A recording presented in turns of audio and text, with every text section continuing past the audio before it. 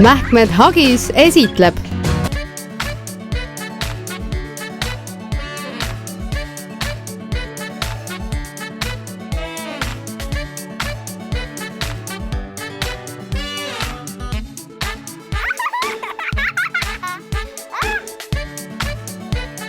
Koostöös Perekool EE-ga.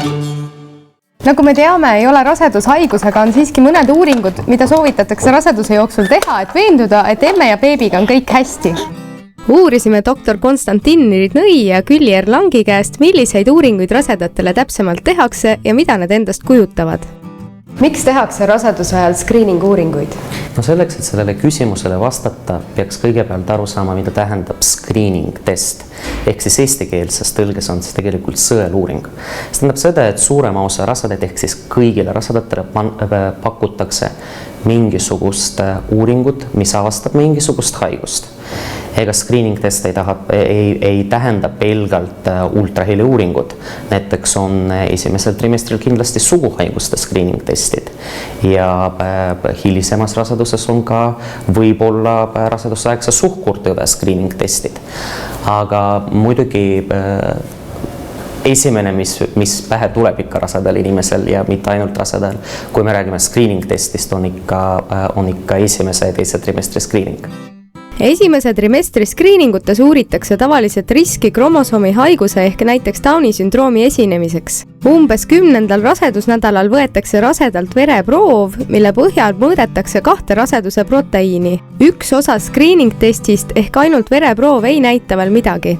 Suurem osa esimese trimestri screeningutest moodustab NT-uuring, mis on rahvakeeli tuntud ka kui kuklavoldi ultraheli. 2 uuringu tulemused pannakse kokku ühe suhtarvuna, mis ütleb, kui suur on risk saada kromosoomi haigusega laps. NT-uuringuid teostavad meditsiinitöötajad, kes on saanud vastava väljaõppe. Eestis teevad seda enamasti naistearstid, ämmaemandad või radioloogid. Ja antud hetkel ekraani peal on korduvalt, ekraani peal on praegu tegelikult esimese trimestri screeningu põhipilt, ehk siis kus me näeme lapse pead, ehk siis see on lootepea, muidugi ta on suurendatud siin ligi 20 korda, aga selle kuklavoldi ultraheli jooksul ehk siis esimese trimestri screeningu ajal me tegelikult vaatame lapse profiilis see, mida naised tunnevad ninaluu all, me vaatame need lõualud, me näeme keskaju ja vot siin on see sama must joon, see ongi see kuklavolt. Väga oluline on teada, et esimese või teise trimestri screening-testi positiivne tulemus ei tähenda kindlasti haiget last, vaid puhtalt statistilist riski tõusu. Kui rasedal on sõeluuring näidanud suuremat riski kromosoomhaigusega lapse saamiseks või on perekonnas eelnevalt kromosoomi haigusi esinenud, pakutakse rasedale lisauuringuid. Selleks võetakse rasedalt kas lootevett või platsentarakke. Kuidas need protseduurid siis välja näevad? Kuidas see protseduur käib? Protseduur käib, tegelikult protseduurid, need konkreetsed protseduurid on tehniliselt suhteliselt lihtsad. Et lootekoorioni biopsia tehakse siis 11. ja 13. nädala vahel. Seda tehakse väikese kohaliku tuimestusega ja siis ühe nõelaga ultraheli kontrolli all minnakse selle nõelaga sinna platsentakoe sisse ja aspireeritakse natuke rakke. Ja need rakud läbi kõhu siis samuti? Ikka, läbi kõhu. Ja siis pannakse teatud vedeliku sisse, kus nad hakkavad kasvama.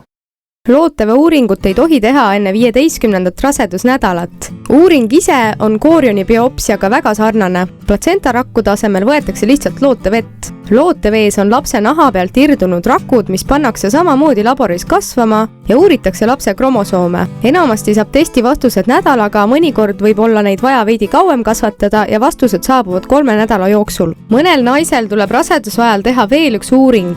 Selleks on glükoosi taluvuse proov. Mis haigus on gestatsioonidiabeet? Gestatsioonidiabeet on rasedusaegne suhkruhaigus ehk süsivesikute ainevahetuse häire, mis tekib raseduse ajal ja kaob raseduse lõppedes. Kuidas see haigus avastatakse? Gestatsioonidiabeet ei anna naisele kuidagimoodi endast märku. Selle avastamiseks on vaja teha sihipäraselt teste. Me kasutame selleks glükoositolerantsustesti. Risk on suurem nendel naistel, kes on enne rasedust ülekaalulised ehk kehamassiindeksi 25 ja rohkem. Risk tõuseb vanusega ehk kõik naised, kes on üle 30-aastased, on suurema riskigrupis. Risk on suur nendel naistel, kellel lähisugulastel, emal, isal, õdedel, vendadel on suhkruhaigus, kellel on eelmine laps olnud suure sünnikaaluga 4 kilo, 4,5 kilogrammi, kellel on varasemalt diagnoositud polütsüstilised munasarjad. Kui 3 mõõdetud veresuhkru näitajast kas või 1 on üle normi, on naisel gestatsioonidiabeet. Naine suunatakse edasi diabeediõe või ämmaemanda juurde, kes õpetab naist toituma nii, et tema veresuhkur oleks päeva jooksul võimalikult stabiilne. Kui naine toitub peale sünnitust edasi samamoodi, nagu teda õpetatakse, on tal võimalik diabeeti edasi lükata. Kõik raseduse jooksul tehtavad uuringud on vabatahtlikud. See tähendab seda, et kui ema ei soovi, ta ei pea neid tegema, kuid siiski oleks ju oluline avastada kõik võimalikud probleemid võimalikult vara. Tähtis on ju, et itaga oleks kõik hästi.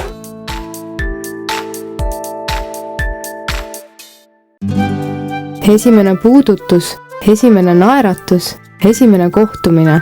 Läheb aega, enne kui te päriselt tuttavaks saate. Kel vajab ta kõige enam just sind. Armastav ja hell, kindel ja soe. Esimesed 100 päeva selles maailmas hagis newborni abiga. Et tal ja sul algas kõik armastusest.